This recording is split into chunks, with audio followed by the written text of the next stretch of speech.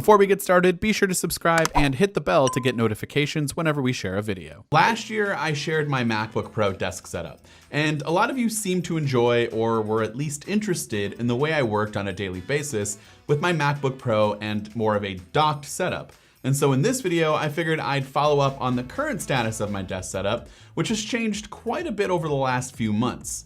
The first noticeable difference is no more MacBook Pro as a dock setup, because now we're using the new 2019 Mac Pro and the Pro Display XDR.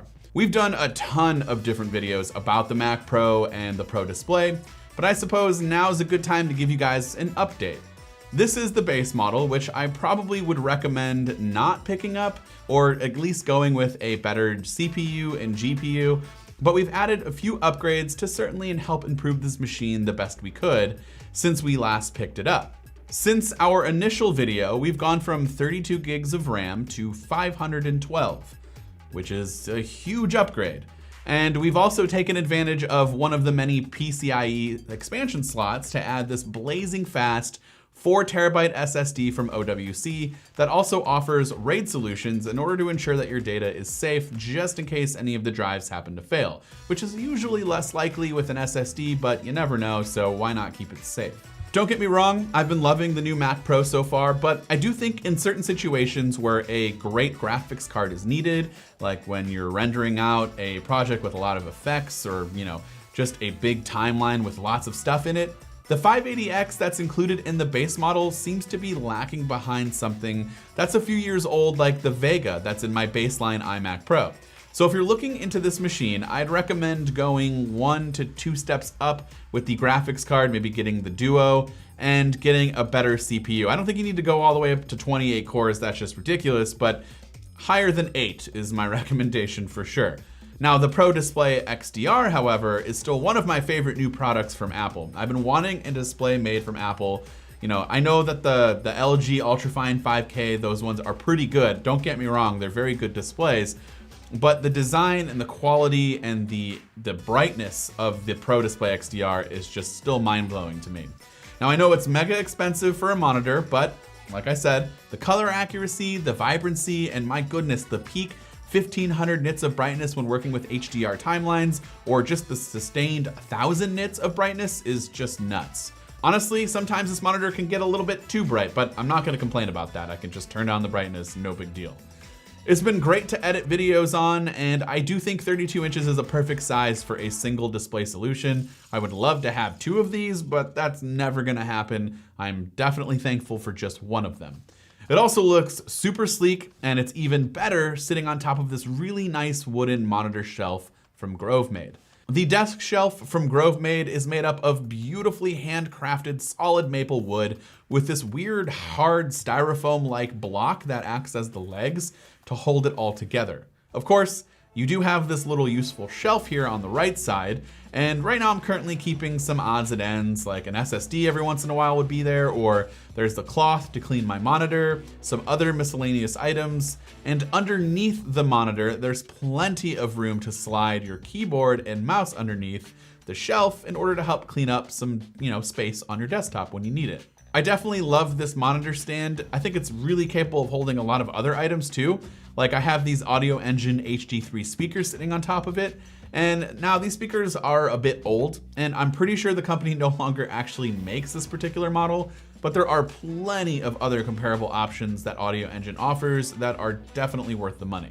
These speakers are tiny, but they pack quite the punch, so if you do find it somewhere offhand where it's discontinued, you can maybe pick it up for a great price. It's definitely worth it. They're 60-watt Bluetooth speakers with a built-in 24-bit DAC, and they offer really powerful sound in, again, a very manageable form factor for a desk setup that's not the biggest in the world. This is a pretty moderate-sized desk. It's not huge, so I have to save space where I can, but I can still get really good audio from these speakers. Next to the speaker on the left-hand side of the monitor, I have the LaCie Too Big 20 terabyte dock storage system. This thing is absolutely a lifesaver for me and my workflow at this current moment in time. So as you can imagine, over the years, I've accumulated a ton of raw footage just working on the Macroomers channel alone. So I store all of that on these 2 10 terabyte hard drives that are inside this machine. And also, the raw footage from my own personal channel or any freelance projects that I might be working on. It's all stored on here, and I've got tons of space. I think this goes all the way up to 28 terabytes. So this is the 20 terabyte model, and I don't think I'm gonna need to add any more at this current moment in time. It's plenty. The LaCie dock is a Thunderbolt 3 dock, so the speeds are pretty good, even though the hard drives themselves, they're not as fast as the SSDs. I think I'm still transferring over projects that are really big in just a couple of minutes, so I can put all of that on there, and then I edit off of that OWC 4 terabyte SSD that I put in my Mac Pro. So that's kind of how I have stuff set up right now. My favorite feature, of course, is the dock functionality. So on the front, there's a CFast, SD, and a USB type A port. So since there's no Mac Pro, SD card slot, and I have the Mac Pro on the floor anyways, this makes it super easy for me to access that USB A port and the SD card slot. It's super convenient. On the other side of the monitor, we have my obligatory Ikea plant that I feel like everyone needs. And right next to that is this cool little wooden puck that allows my guests to connect to your home or office Wi-Fi with either a simple tap with the backside of your Android phone, or if you're using an iPhone, you just scan the QR code. Now, I believe the company is working on a way to get your iPhone to tap on the block and it will just connect. But right now, you just open up the camera app and quickly scan the QR code and boom, you're connected to Wi-Fi. The Wi-Fi porter from 10-1 Design is one of those things that I didn't think I needed until I actually got one. Whenever we have guests at our house, I get the constant question of, hey, what's your Wi-Fi password? And since our password is a string of randomly generated characters, my usual response is, I have no idea. And people look at me like I'm crazy. So now I can just refer them to the puck. I highly recommend checking one out. They're pretty inexpensive.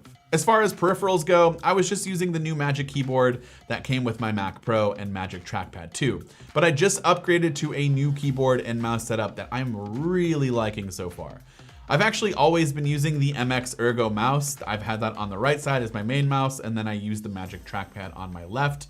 I've never thought in a million years I would need a mouse with a trackball, but it's been amazing. And so while I use that, I do have the Magic Trackpad for gestures and swiping while I'm editing, but the MX Ergo is my main mouse of choice. But recently I just switched to the Logitech Ergo K860 for a keyboard, and so far it's been fantastic. Now it is different looking. Obviously it has a split key design down the middle, and then there's this weird like wave to it or a hump in the middle, but as the name implies, this is all designed for better ergonomics while typing.